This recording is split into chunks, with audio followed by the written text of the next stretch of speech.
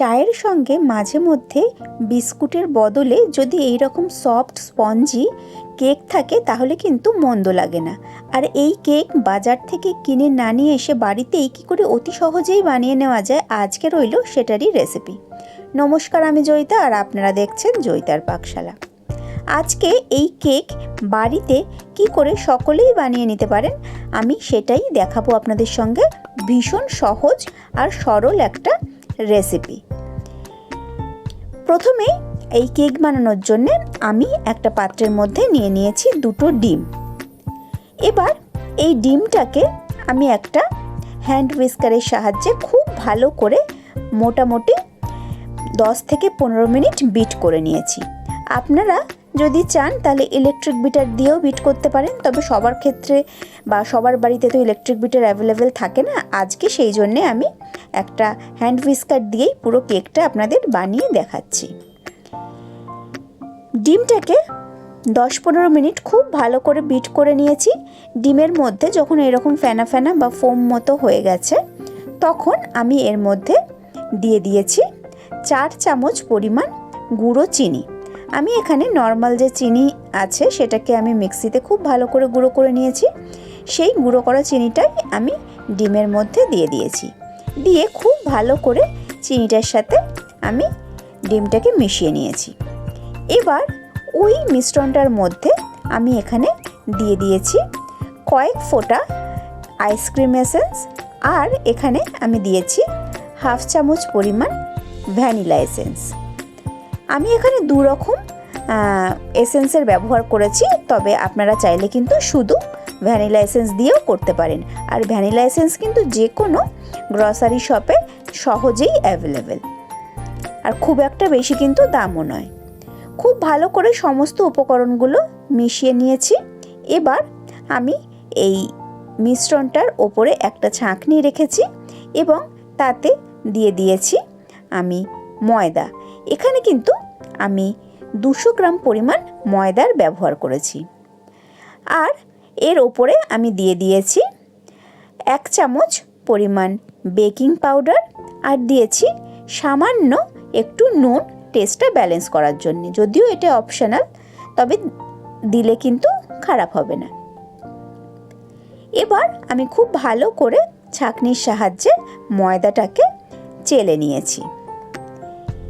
খুব ভালো করে ময়দাটা চালা হয়ে গেলে এবার আমি এখানে একটা স্প্যাটুলার সাহায্যে সমস্ত কিছুর সঙ্গে ময়দাটাকে মিশিয়ে নিচ্ছি।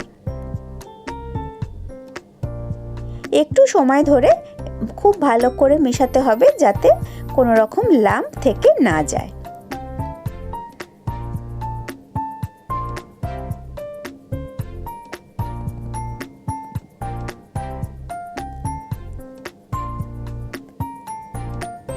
দেখুন, এই রকমভাবে কাট অ্যান্ড ফোল্ড প্রসেসে কিন্তু ময়দাটাকে খুব ভালো করে মিশিয়ে নিতে হবে ডিমের সঙ্গে।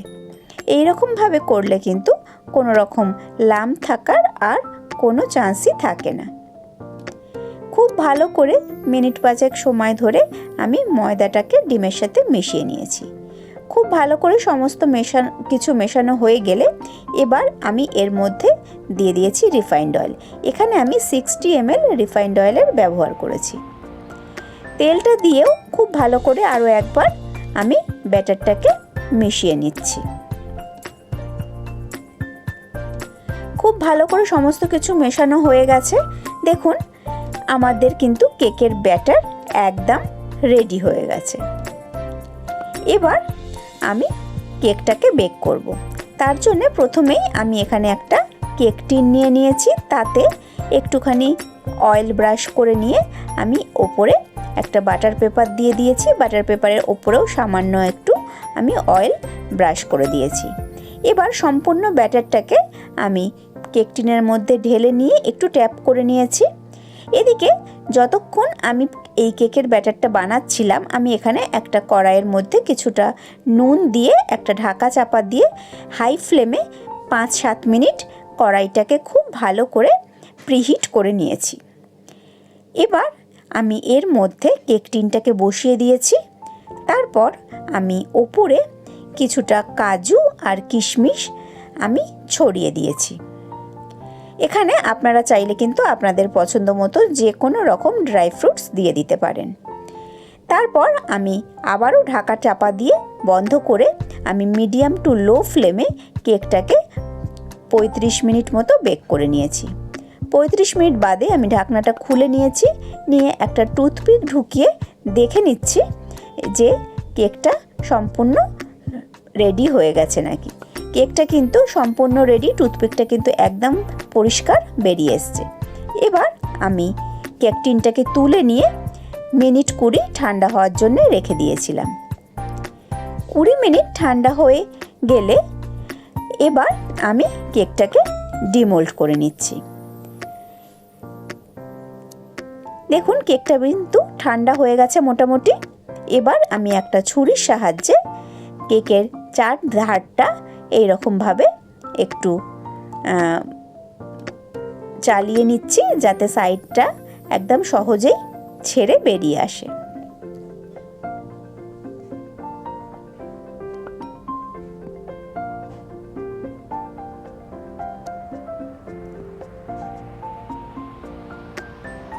খুব ভালো করে সাইডটা এইরকমভাবে আমি একটা ছুরির সাহায্যে কেটে নিয়েছি। এবার একটা প্লেটের মধ্যে আমি কেকটাকে ডিমোল্ড করে নিচ্ছি।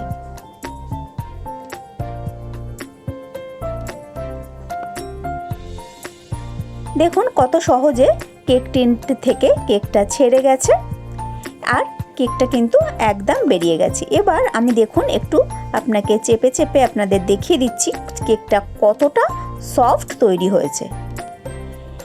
এবার পিছন থেকে আমি বাটার পেপারটা আস্তে আস্তে খুলে নিচ্ছি। তাহলে দেখতেই পেলেন আজকে একদম ঘরে থাকা সমস্ত উপকরণ দিয়ে ভীষণই সাধারণভাবে তৈরি হয়ে গেল আজকে আমাদের এই ড্রাই ফ্রুট ভ্যানিলা কেক। আর এটি কিন্তু ভীষণই সফট আর অসম্ভব ভালো খেতে হয়। এই রকম ধরনের কেক কিন্তু অনায়াসেই বাড়িতে আমরা বানিয়েই নিতেই পারি। বাজার থেকে অনেক টাকা দিয়ে কেক না কিনে এনে এই রকম সমস্ত সাধারণ উপকরণ দিয়ে যদি এই ধরনের কেক বাড়িতেই বানিয়ে নেওয়া যায় তাহলে কিন্তু আর কোনো কিছুই লাগে না।